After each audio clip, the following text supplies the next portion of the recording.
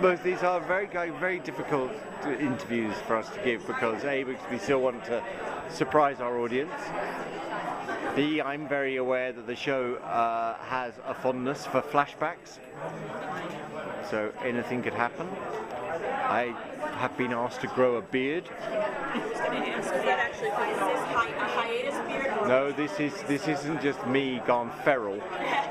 This is me having been asked by K-Dub to grow a beard. So, for which he might go off by the time we start shooting. It's going to cause mayhem because I'm quite a tan, and it's going to cause mayhem for makeup doing the bottom half of my face.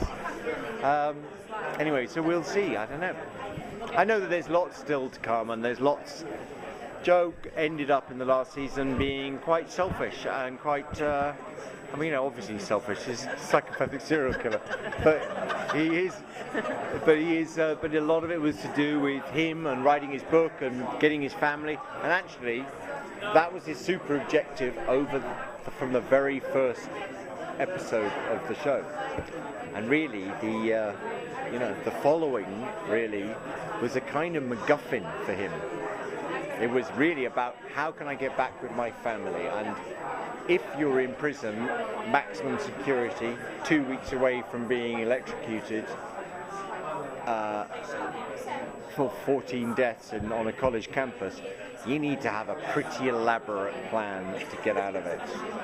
And he did have that plan, and that worked, but his main thrust was, I want my wife, I want my child, I want to write. End of story. Well, you always surprise me. Always, I think, and that's one of the beauties of doing these kind of shows is that when you get given the script every week, you go, wow, that's a surprise. That's a surprise. I was really shocked that he had Agent Parker killed, for example. I think he quite liked Agent Parker. Thought, I was surprised by that. So, but yeah, there are lots of stuff, lots of things like that. I mean, at the end of the day, if you're playing somebody as diabolical as Joe Carroll, who will do pretty much anything, then nothing really comes as a surprise. Yeah. What direction would you like to see him? I like to see him go darker. Darker and like. I like to see him go darker and bigger and epic and bigger. I'd like to see him have a much bigger trajectory of what his intention is, because I think that would be more scary.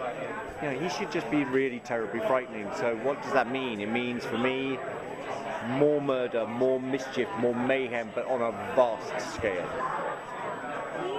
Joe was so successful with this movie. He was most of the first season, and then at the end, he finally had a failure. It was kind of like the biggest failure that he lost everything. So what do you think you assume that Joe would come out of that alive? What would he assume, like, frame of mind at that point? Well, I think that he would be looking back on where he went wrong. He's smart, he's really clever, and he will look back. We all know that failures are the best thing for you. And you look at failures and understand and process failure, and where did you go wrong, and what steps did you, and the big step obviously is that he trusted his wife again. The moment she stabbed him with the knife, that broke the force field in a way, and his dream of getting back with her crumbled. And I think he was profoundly shocked that she did that to him.